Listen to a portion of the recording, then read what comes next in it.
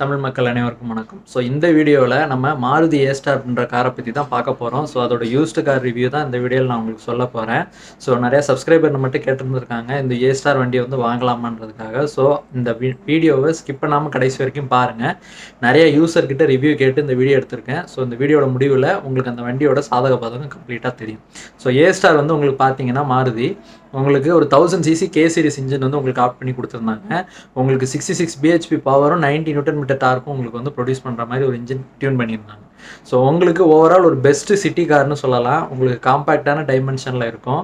இன்டீரியர்லேயும் பார்த்தீங்கன்னா ஸ்பேஸ் ரொம்ப காம்ப்ரமைஸாக இருக்காது. ஒரு 4 அடல்ட் ஒரு சின்ன ஒரு கிட்டு கூட வச்சுட்டு கூட ஈஸியாக நீங்கள் ட்ராவல் பண்ணலாம். ஸோ அந்த வண்டியில் உங்களுக்கு இன்ஜின் ஆப்ஷன் ஒன்று தான் கொடுத்துருந்தாங்க. அதே மாதிரி கியர் பாக்ஸ் ஆப்ஷன் வந்து பார்த்தீங்கன்னா 5 ஸ்பீட் மேனுவல் கொடுத்துருந்தாங்க. ஒரு ஆட்டோமேட்டிக் கியர் பாக்ஸோட வண்டி லான்ச் ஆகி ஒரு 2 வருஷம் கழிச்சு அந்த வண்டி வந்து உங்களுக்கு ஆட்டோமேட்டிக்லேயும் வந்தது. ஸோ இப்போ வந்து அந்த வண்டி கரண்ட்டில் சேல்ஸ் இல்லை. அதை நிப்பாட்டி ஒரு 5 வருஷம் கிட்ட ஆயிடுச்சு.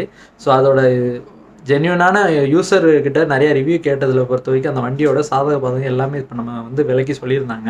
ஸோ அந்த வண்டியை பொறுத்த வரைக்கும் சர்வீஸ் வந்து எப்படி உங்களுக்கு ஸ்பேர்ஸ்லாம் எப்படி அவைலபிளாக இருக்கா அப்படின்னு கேட்டிங்கன்னா, வெளியே இருக்கிற வரைக்கும் வெளியே அவுட்டரில் இருக்கிற உங்களுக்கு ஸ்பேர்ஸ் வந்து கிடைக்கிறது கொஞ்சம் கஷ்டமாக தான் இருக்குன்னு சொல்லியிருந்தாங்க.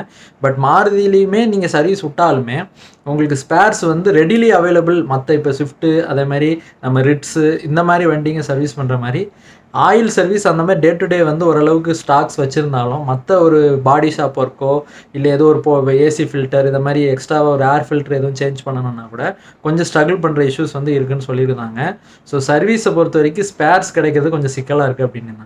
ஸோ சர்வீஸ் காஸ்ட் வந்து பார்த்திங்க அப்படின்னா தோராயமாக நம்ம ஸ்விஃப்ட்டு அதுக்கு ஈக்குவலாகவே வருது அப்படின்னு சொல்லியிருந்தாங்க. ரொம்ப அதிகமும் இல்லை ரொம்ப கம்மியும் இல்லை. அரௌண்ட் ஒரு இயர்லிக்கு வந்து ஒரு 4500 5000 ஆகுது அப்படின்னு சொல்லியிருந்தாங்க யூசர்ஸ் வந்து. ஆனால் இது ஆத்தரைஸ்டு சர்வீஸ் என்ற பொறுத்த வரைக்கும் அவங்க சொன்னது. ஸோ வெளியே வந்து கொஞ்சம் சீப்பாக பண்ணுவாங்க. ஆனால் அந்த ஏற்கனவே சொன்ன மாதிரி ஸ்பேர்ஸ் வந்து ரெடிலி அவைலபிள்.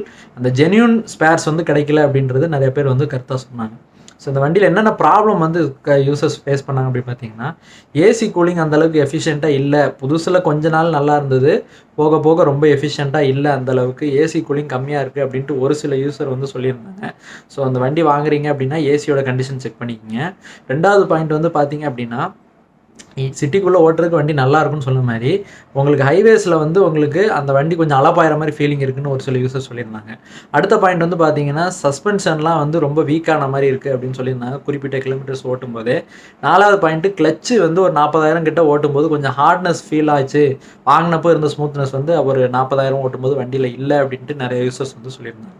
ஸோ கிளச்சு இதெல்லாம் கண்டிஷன் நீங்கள் பார்த்து வாங்குறது நல்லது.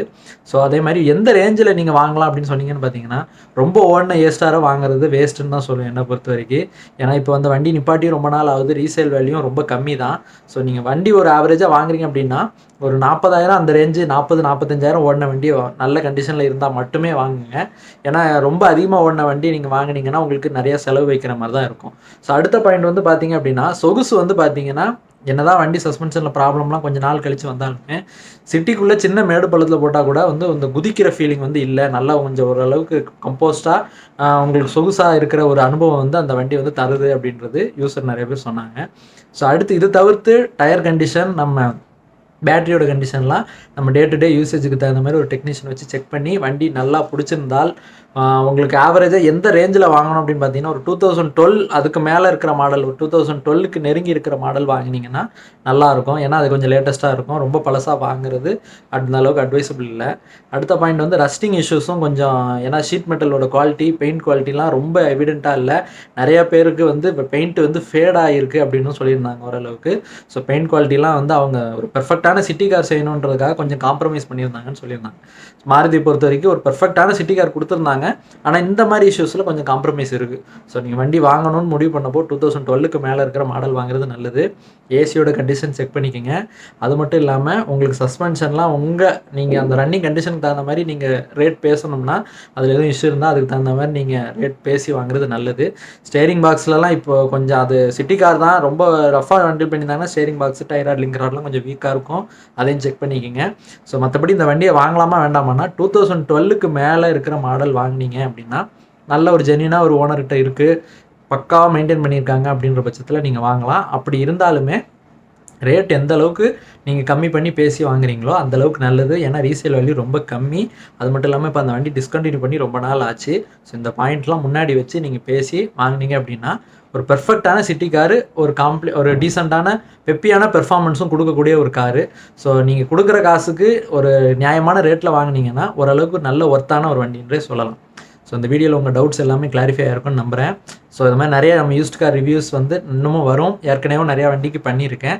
ஸோ நீங்கள் சப்ஸ்கிரைப் பண்ணாமல் இருந்தீங்கன்னா நம்ம சேனலுக்கு சப்ஸ்கிரைப் பண்ணுறது கன்சிடர் பண்ணுங்கள். அந்த பெல் ஐக்கானே அமுக்கிக்கங்க. ஸோ அதனால தான் நம்ம அப்லோட் பண்ணுற வீடியோஸ் உங்களுக்கு உடனே தெரியும். ஸோ நம்மளுக்கு சேனலுக்கு நல்லபடியாக சப்போர்ட் பண்ணுங்கள். தேங்க்யூ.